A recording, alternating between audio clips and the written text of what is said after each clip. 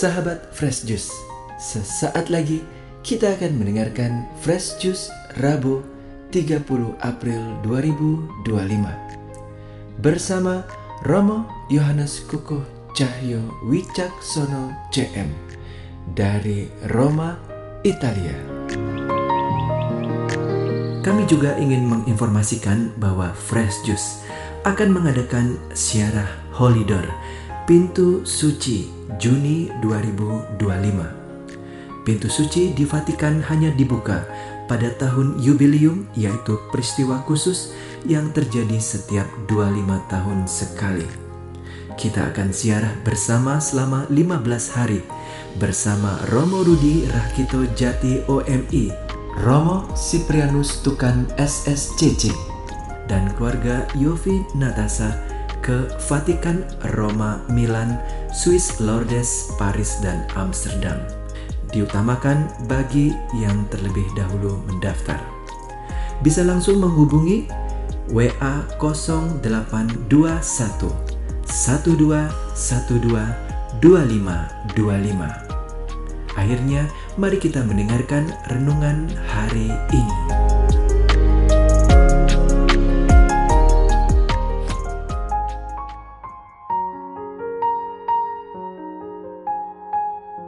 Sahabat Delivery yang terkasih dalam Tuhan Yesus Kristus, berjumpa kembali dengan saya, Romo Yohanes Kukuh Cahyo Wicaksono CM dari Roma. Hari ini kita akan meneguk jus segar kita yang diinspirasi oleh Injil Yohanes, bab 3 ayat 16 sampai dengan ayat 21. Dalam percakapannya dengan Nikodemus, Yesus berkata, "Karena begitu besar kasih Allah akan dunia ini, sehingga ia telah mengaruniakan anaknya yang tunggal, supaya setiap orang yang percaya kepadanya tidak binasa, melainkan beroleh hidup yang kekal.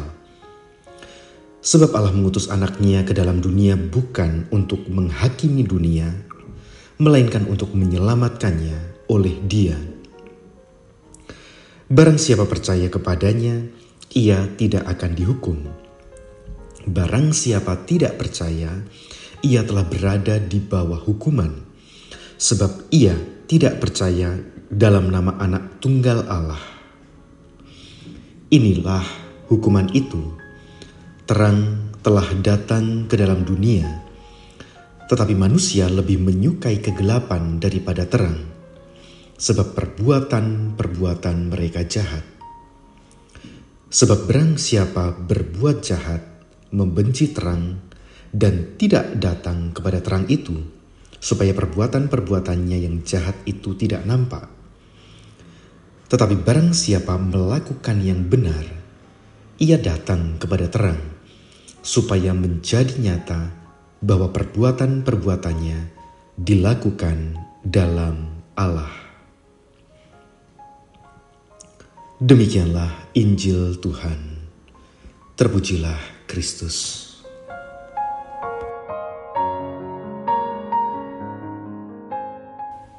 Sahabat Delivery Juice yang terkasih dalam Tuhan Yesus Kristus, sudah sangat sering kita mendengar bahwa Allah itu kasih, bahwa Allah mengasihi manusia sepenuh-penuhnya. Para Romo pun dalam homilinya juga sering mengatakan hal serupa. Dan kata-kata tersebut menggemakan nukilan dari bacaan Injil yang baru saja kita dengar. Allah begitu mengasihi dunia ini, sehingga ia telah mengaruniakan anaknya yang tunggal. Dan kita pun tahu bahwa ini adalah kabar yang sangat indah, yakni bahwa Allah Bapa merelakan putranya mati untuk kita orang berdosa. Tapi pertanyaannya ialah, mengapa meski tahu hal ini, kita masih berkanjang dalam dosa? Mengapa kita lebih memilih gelap daripada terang? Bacaan Injil hari ini mengajak kita untuk melihat secara lebih dalam dan lebih jujur iman kita. Dan pertama-tama kita perlu menyadari bahwa Allah tidak menunggu kita menjadi baik untuk mengasihi kita. Dia mengasihi kita bahkan ketika kita masih berdosa. Setidaknya demikian kata Rasul Paulus dalam suratnya kepada jemaat di Roma. Kasih Allah itu tak bersyarat. Kasihnya diberikan kepada dunia, di mana di dalamnya termasuk juga orang-orang Farisi, pemungut cukai, bahkan musuh-musuhnya. Kasih Allah itu tak terukur, dan pengorbanan anak tunggal adalah standar kasih yang tertinggi. Kasih Allah itu tak memaksa. Yesus datang bukan untuk menghakimi, tetapi untuk menyelamatkannya. Namun, justru disinilah letak paradoksnya. Kasih sebesar ini seharusnya mengubah kita, tetapi seringkali tidak. Pertanyaannya ialah, mengapa?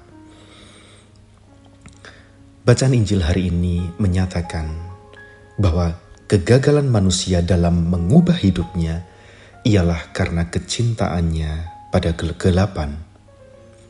Di sana dikatakan manusia lebih mencintai kegelapan daripada terang. Dan hal ini bukan soal ketidaktahuan. Orang tahu akan apa yang baik. Orang tahu akan apa yang seharusnya mereka lakukan. Tetapi mereka memilih secara aktif untuk mencintai kegelapan daripada terang. Pertanyaannya, mengapa? Dari kisah jatuhnya Adam ke dalam dosa kita belajar bahwa dosa memberi ilusi akan kontrol. Jadi sejak Taman Eden, iblis menjual kebohongan, kamu akan menjadi seperti Allah. Dosa terasa memerdekakan. Kita berpikir kita bisa mengatur hidup sendiri, padahal itu adalah penjara. Kita memendam kebencian karena merasa adil, padahal hal itu meracuni jiwa kita. Alasan lain ialah karena memang, sebagaimana dinyatakan dalam Injil yang kita dengarkan hari ini, setiap orang yang jahat membenci terang. Mengapa? Karena terang mengungkap kebobrokan kita. Lantas, apa yang bisa kita lakukan? Rasul Yohanes menyatakan dengan jelas, kita perlu hidup dalam terang. Barang siapa melakukan yang benar, ia datang kepada terang. Dan hal ini pertama-tama bukan tentang kesempurnaan, tetapi arah hidup. Apa maksudnya? Kita perlu berani mengakui ketidakberdayaan kita. Rasul Paulus pernah berkata, "Aku tidak bisa berbuat baik yang aku kehendaki." Dan oleh karena itulah, langkah pertama hidup dalam terang ialah jujur pada Allah. Berani berkata kepada Tuhan, "Tuhan, aku tidak bisa mengubah diriku sendiri. Aku butuh Engkau."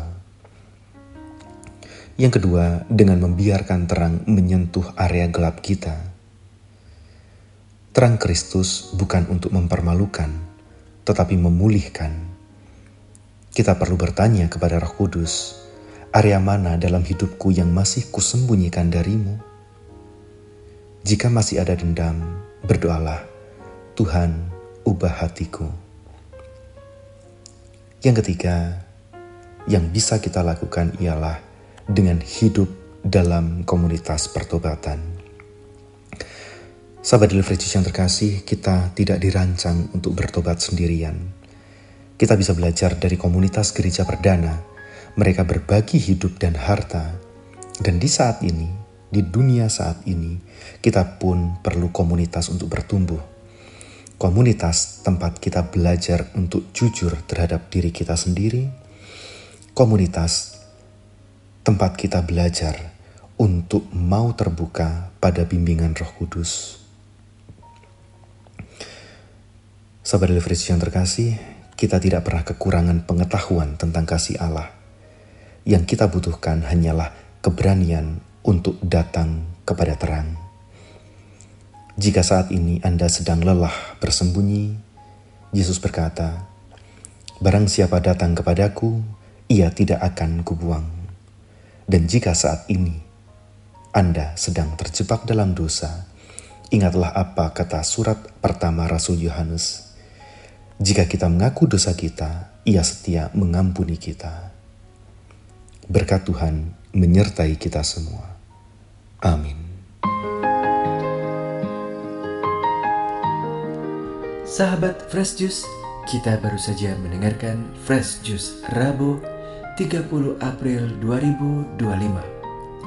Terima kasih kepada Romo Yohan untuk renungannya pada hari ini.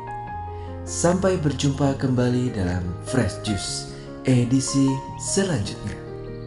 Tetap semangat, jaga kesehatan, dan salam Fresh Juice.